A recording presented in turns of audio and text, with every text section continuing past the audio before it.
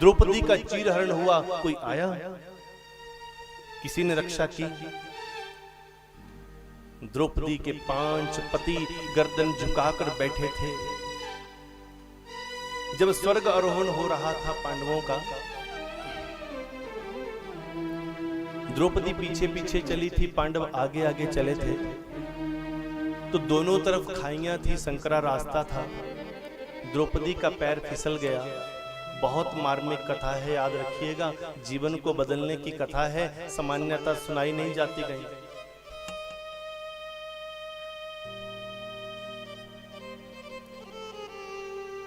द्रौपदी का चीरहरण हो रहा था।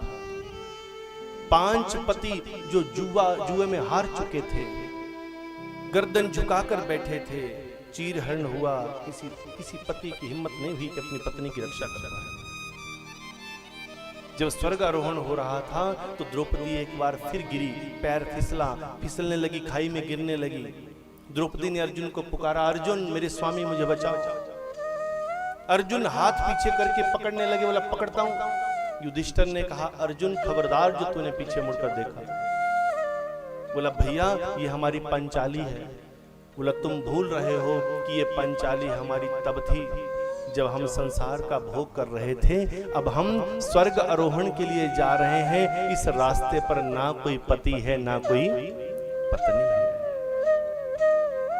अर्जुन को हाथ पकड़ने से रोक दिया। द्रौपदी रो रही थी। तब युधिष्ठिर पीछे आए और कहा, द्रौपदी तुम्हारी मति कहां मारी गई है? इतनी मूर्ख कैसे हो गई? हम तेरे 5 पति, कितने पति? हम 5 की नजरों के सामने तेरी साड़ी का पल्लू खींचा गया, तुझे बालों से घसीटा गया, तुझे नग्न करने की कोशिश की गई। हम 5 पति इतने बलशाली होकर भी गर्दन झुकाकर बैठे रहे। जब हम उसी समय तुम्हारी मदद ना कर पाए, जब हम संसार में ही तुम्हारी मदद ना कर पाए, तो अब संसार से बाहर आ गए हैं। अब हम तुम्हारी मदद क्या करेंगे? बोला स्वामी क्या कहना चाहते हो? बोला कहना यही चाहता हूं कि जिसने तुम्हारी मदद उस समय की है वही तुम्हारी मदद करेगा। जगत में कोई अपना नहीं है, परमात्मा के हो जाओ, परमात्मा को याद करो, वो परमात्मा तुम्हें बल देगा, वो परमात्मा तुम्हें ऊर्जा देगा। और ऐसे दुष्ट अगर तुम्हारे सामने आए तो उनका संहार। बोला पकड़ू मैं बाहर कैसे निकलूं? बोला तुम्हें इस खाई से निकालने वाला कोई और नहीं है। ये खाई कौन है? ये संसार की खाई है, जहां हमारी खास तौर पर हमारी बेटियों को चारों तरफ से जो ऐसे दुष्ट गंदी नजर से देखते हैं, उन बेटियों के लिए मानो तो ये संसार दोनों तरफ एक खाई है, संकरा रास्ता है। सबसे कठिन जीवन हमारी माताओं बहनों देवियों का है। इसलिए आप लोगों को जब ऐसे संकरे रास्ते पर आप गिर रहे हो तो उस समय आपका हाथ पकड़ने वाला अगर कोई है तो वो कृष्ण मुरार है, वो माँ है।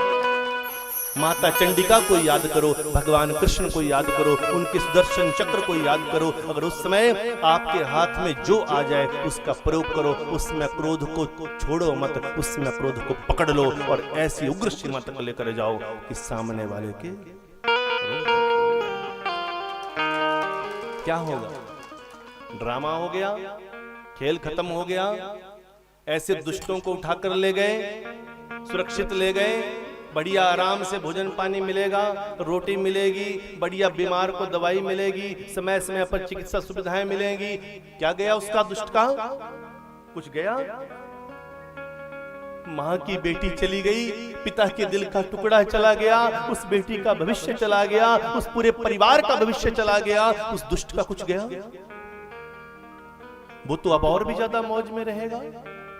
वीआईपी ट्रीटमेंट होगा, बढ़िया गाड़ी में जाएगा, गाड़ी में आएगा, चिकित्सा सुविधाएं मिलेंगी, सारी सुरक्षा बढ़ जाएगी, पूरी बिल्कुल उसको तो पूरी प्रोटेक्शन हो गई उसकी। तो इसलिए दुष्टों का संहार हे चंडी तुझे करना है, किसी और के लिए नहीं तो अपने लिए तो जरूर करना है।